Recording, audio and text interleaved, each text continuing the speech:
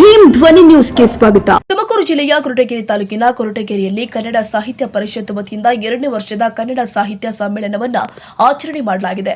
ಸಮ್ಮೇಳನದ ಅಧ್ಯಕ್ಷರಾಗಿ ಅತ್ತುಂಬಾಡಿ ರಾಮಯ್ಯ ಅವರು ಕಾರ್ಯಕ್ರಮವನ್ನು ನಡೆಸಿಕೊಟ್ಟಿದ್ದಾರೆ.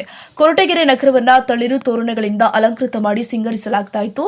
ವಿವಿಧ ಕಲಾ ತಂಡಗಳಿಂದ ವಾದ್ಯ ಸಮೇತ ಮಹಾಕುಂಭಗಳ ಸಮೇತ ರಾಜಬೀದಿಗಳಲ್ಲಿ ಮೆರವಣಿಗೆ ಮಾಡುವುದರ ಮೂಲಕ ಬಹಳ ವಿಜೃಂಭಣೆಯಿಂದ ಆಚರಣೆ ಮಾಡಲಾಗಿದೆ.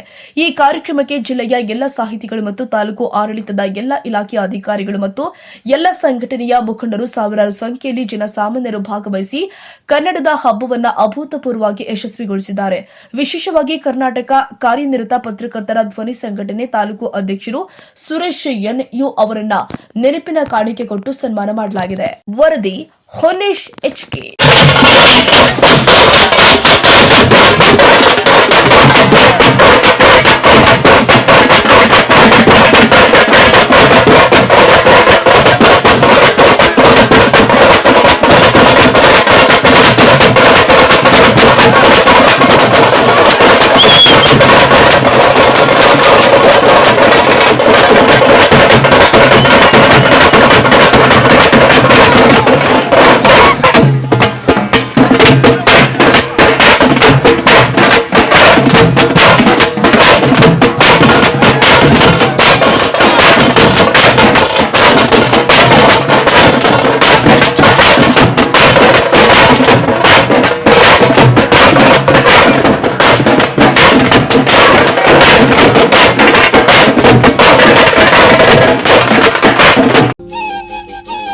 ಕಾಶಿಲಿ ಸ್ನಾನ ಮಾಡು, ಕಾಶ್ಮೀರ ಸುತ್ತಿ ನೋಡು, ಜೋಗದ ಗುಂಡಿ ಒಡೆಯ ನಾನೆಂದು ಕೂಗಿ ಹಾಡು.